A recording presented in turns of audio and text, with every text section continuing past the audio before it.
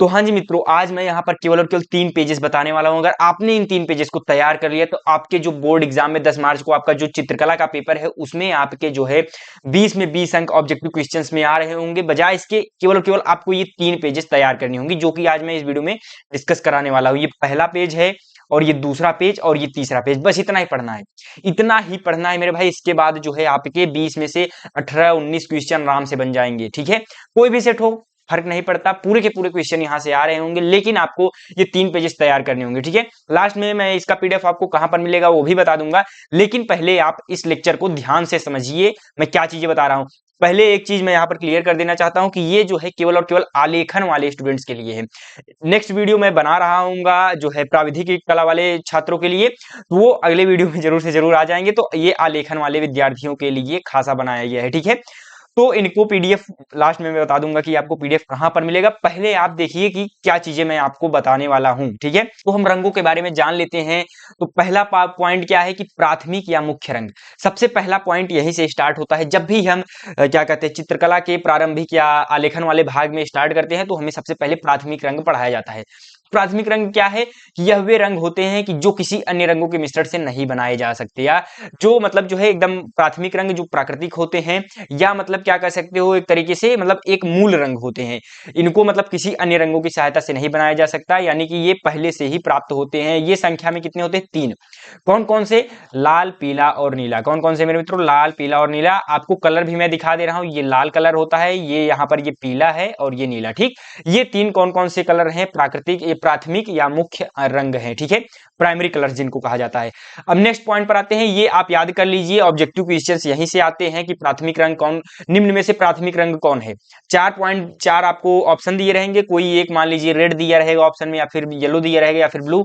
आपको उसी में से छांटना रहेगा कि कौन सा क्या कहते हैं कलर प्राथमिक है। ठीक है, तो यहां से क्वेश्चन एक सवाल जरूर से जरूर पक्का आने वाला है, तो इसको तैयार कर लीजिए। इससे भी एक सवाल आएगा, द्वितीयक रंग सेकेंडरी कलर के बारे में पूछेगा। तो 2 प्राथमिक रंगों को बराबर मात्रा में मिलाने पर जो रंग बनते हैं उसको हम द्वितीयक रंग कहते हैं। ठीक है, तो कौन कौन से? मान लीजिए हमने लाल और पीला मिलाया तो नारंगी बनेगा, पीला और नीला मिलाया तो हरा बनेगा, नीला और लाल मिलाया तो बैंगनी बनेगा। जैसा कि यहाँ पर आप देख सकते हो, देखो क्या मैं पहले यहाँ पर बता दे रहा हूँ, नारंगी के लिए क्या बनता है? लाल और पीला, यानी कि ये जो पीला कलर है और लाल कलर जब मिलाओगे तो इसको जब कंबाइन करोगे बराबर मात्रा में 1:1 के रेशियो में, तो आपको नारंगी मिलेगा बीच में। ठीक है, उसके बाद जब हम लाल और नीला मिलाएंगे तो बैंगनी मिलेगा। उसके बाद क्या कहा जा रहा है कि पीला और नीला, पीला और नीला मिलाने पर मेरे मित्रों क्या बन जाएगा? हरा। ठीक है, और हरा और नीला मिलाने पर, ये अभी बाद में बताऊंगा नेक्स्ट पॉइंट में, लेकिन हरा और नीला जब मिलाओगे तो आसमानी, लेकिन ये द्वितीयक रंग का पार्ट नहीं है, तो इसको हम आगे डिस्कस करेंगे। लेकिन यहाँ पर जो है द्वितीयक रंग केवल 3 होते हैं। कौन कौन से? नारंगी, हरा और बैंगनी।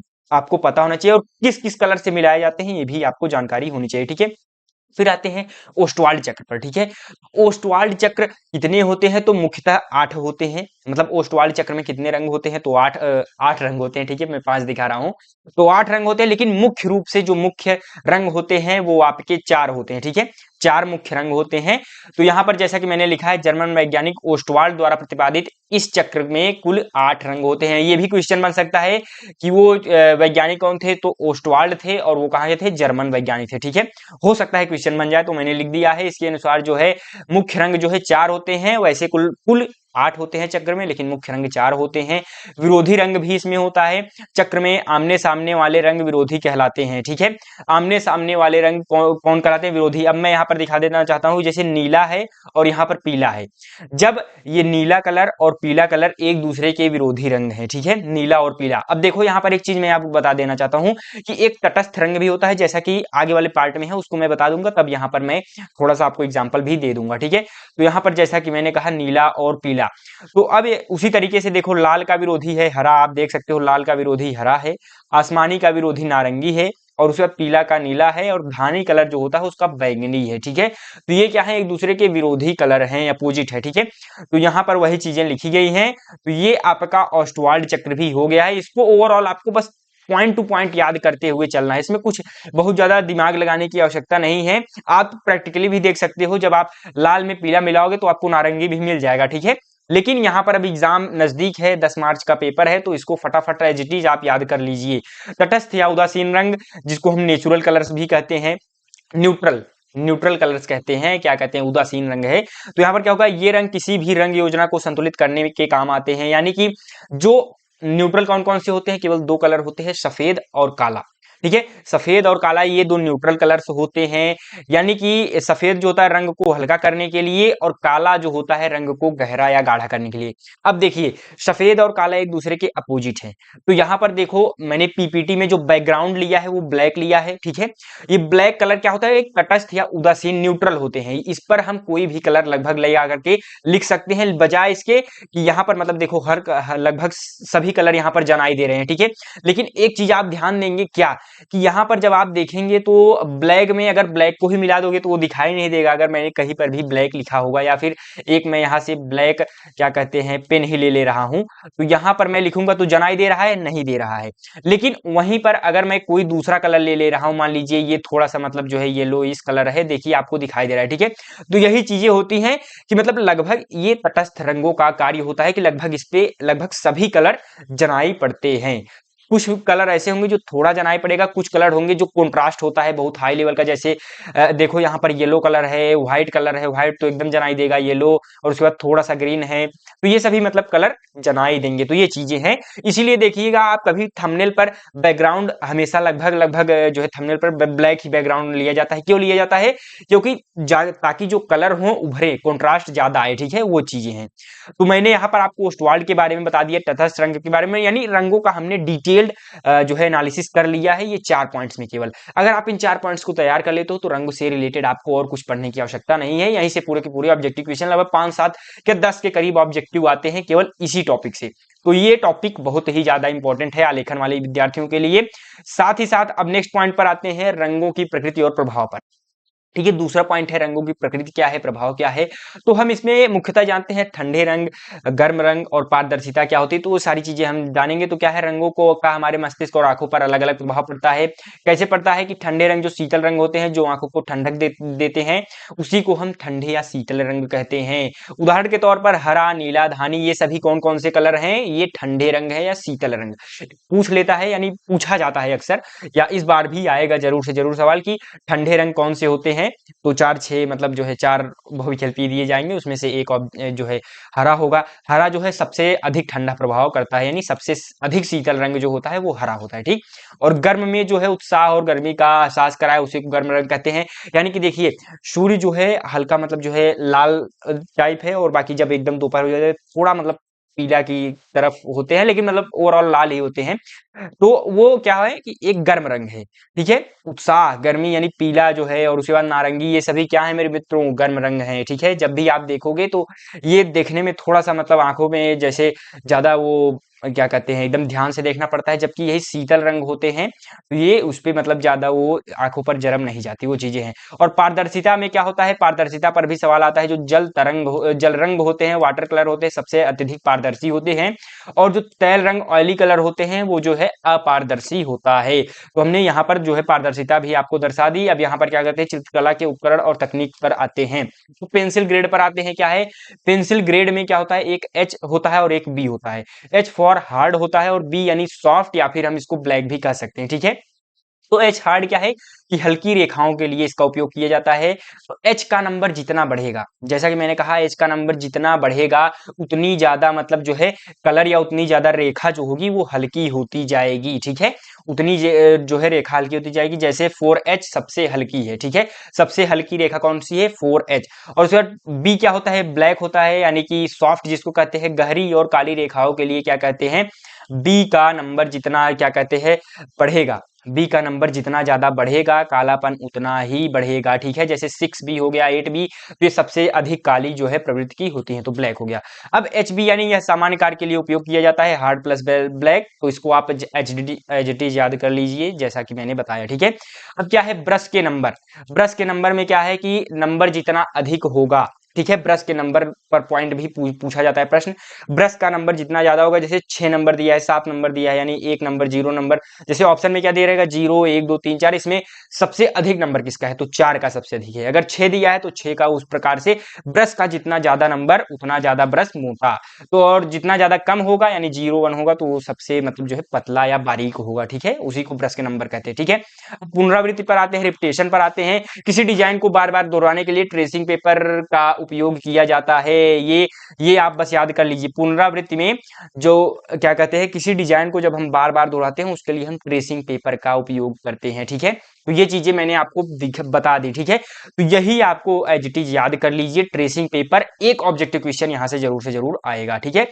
अब क्या कहते हैं, कला के मूल तत्व आखिरी पेज है, बस 2-3 मिनट और उसके बाद आपका सेशन समाप्त, और पूरे के पूरे आपके 20 में 20 आ रहे होंगे। इसके बाद आप चाहे जो प्रैक्टिस करिए, कोई मतलब नहीं है, पूरे के पूरे सवाल यहीं से आ रहे होंगे, ठीक है। क्या है, कला के मूल तत्व और शब्दावली, जिसमें क्या है कि कला शब्द यह संस्कृत भाषा से लिया गया है। कला जो है संस्कृत भाषा से लिया गया है, एज इट इज क्वेश्चन यहां से उठेगा, ठीक है। उसके बाद क्या है, रेखा दो बिंदुओं के बीच की दूरी को कहते हैं। दो बिंदुओं के बीच की दूरी को जब हम दो पॉइंट्स को मिलाते हैं तो वही एक रेखा कहलाती है। सीधी सी बात है, इन दो पॉइंट से दो सवाल यहां से हुबहू आ रहे होंगे। इंद्रधनुष में 7 रंग होते हैं, जिसको हम विबग्योर कहते हैं, आपने इंग्लिश में पढ़ा होगा, और क्या कहते हैं साइंस में भी आपने पढ़ा होगा। पूर्ण आंतरिक परावर्तन आपने देखा होगा, अपवर्तन भी देखा होगा, तो उसमें आपने पढ़ा होगा, ठीक है। प्रकाश का परावर्तन तथा अपवर्तन चैप्टर में यार भाई, और मानव नेत्र तथा रंग बिरंगा संसार इस चैप्टर में आपने देखा होगा। तो वही चीजें हैं, बैगनी, जामुनी, नीला, हरा, पीला, नारंगी, लाल, ये सभी क्या है, बैनी या पिनाला, ठीक, वही चीजें हैं। उसके बाद क्या है, सूर्य की किरणें, सूर्य के प्रकाश में भी 7 रंग पाए जाते हैं। सूर्य के प्रकाश में 7 रंग पाए जाते हैं, वही पूर्ण आंतरिक परावर्तन के कारण जब इंद्रधनुष बनता है उसमें 7 रंग होते हैं, वही चीजें हैं, दोनों एक ही चीजें हैं, 7 रंग दोनों में पाए जाते हैं। उसके बाद क्या है, वर्ड जो होता है, वर्ड यानी ह्यू जिसको कहते हैं, वर्ड का अर्थ रंग होता है। ये चीज एज इट इज याद कर लीजिए, वर्ड का अर्थ रंग होता है। और जो कला है वो संस्कृत भाषा से लिया गया है, और दो बिंदुओं के बीच की दूरी को रेखा कहते हैं। इंद्रधनुष में 7 होते हैं और सूर्य के प्रकाश में भी 7 रंग होते हैं। सीधी सी बात, इसको एज इट इज आप दिमाग में बिठा लीजिए। यहां से आपके 4 से 5 नंबर बन रहे होंगे भाई, जो मैंने 2 मिनट में बताया, 1 मिनट में बताया, 4 से 5 नंबर यहीं से आ रहे होंगे, ठीक है। टिंट और शेड क्या होता है, जब रंग में सब कोई भी रंग है उसमें अगर हम सफेद को मिलाते हैं तो रंग हल्का होता जाता है, टिंट होता जाता है, ठीक है। लेकिन जब हम रंग में कुछ काला मिला देते हैं, यानी कोई भी रंग है पर्टिकुलर रंग, उसमें अगर हम काला मिलाते हैं तो रंग गहरा होता जाता है, शेड बनता जाता है। जैसे देखिए बैकग्राउंड देखिए काला है, ये मतलब पेज का, पीपीटी का, ठीक है, लेकिन यहाँ पर हमने सफेद लगा दिया है, या फिर देखिए ये कलर लगा दिया है, यहाँ पर ये येलो कलर है, देखिए कितना ज्यादा कॉन्ट्रास्ट आ रहा है, कितना ज्यादा मतलब रंग उभर करके आ रहा है, ठीक है। वहीं अगर हम इस सफेद पर चलाएंगे इस कलर को तो वो हल्का होता चला जाएगा। देखिए बहुत ज्यादा जनाई नहीं दे रहा है, जितना कि यहाँ पर जनाई दे रहा है, वो चीजें हैं, ठीक है। तो आपने आई होप कितना समझ लिया होगा। आप 5वें पॉइंट पर आते हैं, थोड़ा सा क्विक रिवीजन कर लेते हैं जितना भी अभी हमने पढ़ा है। क्या है कि प्राथमिक रंग, यहाँ पर लास्ट में कुछ चीजें और लिखी हुई हैं, तो इसको भी आप देख के तभी जाइएगा। और साथ ही साथ पीडीएफ कहाँ मिलेगी वो भी मैं अभी बता दे रहा हूँ। तो पीडीएफ आपको व्हाट्सएप नंबर 9598509664 पर मिल जाएगी, या तो मैं 1 सेकंड ऑन कर दे रहा हूँ थोड़ा सा क्रॉप करके। हाँ, तो मैंने ऑन कर दिया है, आपको ऊपर दिखाई दे रहा होगा 9598509664, वहां पर आपको फ्री ऑफ कॉस्ट पीडीएफ मिल जाएगी। और साथ ही साथ जो भी आने वाली पीडीएफ्स होंगी वो भी आपको मिल जाएंगी मॉडल पेपर्स की, ठीक है। तो यहाँ पर आते हैं रिवीजन पर। क्या है, प्राथमिक रंग कौन कौन से हैं, अभी हमने देखा लाल, पीला और नीला। द्वितीयक रंग है नारंगी, हरा, बैगनी, जो कि इन्हीं कलर से मिला करके बने हैं, ठीक है। ठंडे रंग क्या है, हरा और नीला है। उसके बाद गर्म रंग क्या है, लाल, पीला है, नारंगी है, ठीक है। तटस्थ रंग काला और सफेद, ठीक है। और उसके बाद क्या है, उदासीन रंग भी काला और सफेद है। उसके बाद ओष्टवाल रंग, फूल कितने होते हैं, 8 होते हैं। इंद्रधनुष में कितने रंग होते हैं, 7 होते हैं। सूर्य के प्रकाश में भी 7 रंग होते हैं। तो पेंसिल गहरी कब बनेगी, जब 2B 4B और 6B के जो है पेंसिल आएंगे ब्लैक कलर, ठीक है। और पेंसिल हल्की कब होगी, जब हार्डनेस होगी, यानी 2H 4H ये सभी क्या कहते हैं कोड होंगे, तो आपकी पेंसिल हल्की होगी, ठीक है। और पारदर्शी जो है जल रंग होगा पारदर्शी, और तैलीय जो है रंग होगा तो आपका क्या हो जाएगा, अपारदर्शी हो जाएगा, ठीक, माध्यम। अब क्या है, सबसे अधिक तरंग लंबाई जो वेवलेंथ होती है, सबसे अधिक वेवलेंथ किसकी होती है, तो सबसे अधिक वेवलेंथ लाल रंग की होती है, ठीक है। और उसके बाद सबसे अधिक कंपन फ्रीक्वेंसी सबसे अधिक बैगनी की होती है, सबसे कम वेवलेंथ बैगनी की होती है, ठीक है।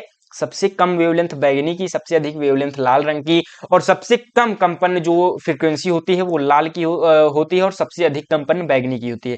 बस आप दो चीज याद रखोगे, उसी का अपोजिट कर देना है आपको, सीधी सी बात, दैट्स इट। इसके आगे कुछ नहीं करना है, आपको अधिक अधिक याद रख लेना है। अधिक में लाल है जब वेवलेंथ पूछा जाएगा, और उसके बाद जब आपका कंपन पूछा जाएगा तो आपको बैगनी लिख देना है, बात खत्म। उसके बाद आप जब कॉपी में लिख लेंगे तो उसके बाद कम ज्यादा वो सारी चीजें आप आराम से कर ले जाएंगे। उसके बाद क्या है, रसों की संख्या, ये भी प्रश्न पूछा जाता है, तो मैंने लिख दिया है 9 रस हैं। हास्य का स्थायी भाव हास होता है, श्रृंगार का क्या होता है आप कमेंट में बताइए। और साथ ही साथ प्राचीन ग्रंथों के अनुसार चित्रकला के जो है 6 मुख्य अंग हैं, ये भी पता होना चाहिए। एक ऑब्जेक्टिव क्वेश्चन जब कभी टफ शिफ्ट बनता है, क्या कहते हैं, थोड़ा कठिन शिफ्ट बनता है, तो उसमें 6 मुख्य अंग होते हैं, ये भी प्रश्न आता है कि चित्रकला के कितने अंग हैं प्राचीन ग्रंथों के अनुसार, तो आपको पता होना चाहिए। और साथ ही साथ चित्रकला हमेशा 2D में होती है। आप जब भी पेपर पे बनाते हैं तो 2D में बनता है, यानी जिसमें केवल लंबाई और चौड़ाई होती है, ठीक। तो यहाँ पर पूरा का पूरा आपका जो है आलेखन भाग समाप्त होता हुआ, यहाँ पर अगर आपने एंड तक अगर इस वीडियो को देखा है तो आपके जो है अप्रोक्सीमेटली 18-19 नंबर कहीं नहीं गए हैं। और बाकी के जो 2-3 सवाल आपसे नहीं बनने वाले, मतलब जो है इस क्लास से मान लीजिए कि बाहर भी आते हैं, तो वो मैंने आपको स्क्रीन पर एक मॉडल पेपर दिखाई दे रहा होगा, उसमें डिस्कस किया हुआ है, तो उस पर क्लिक कीजिए और उस मॉडल पेपर को कंप्लीट प्रैक्टिस कीजिए। आप देख रहे होंगे कि आपके लगभग 18-19 सवाल वहीं यहीं से बन रहे होंगे। तो उस वीडियो में मैं आपसे मिलता हूं, तब तक के लिए चलते हैं मेरे मित्रों, धन्यवाद, राधा स्वामी।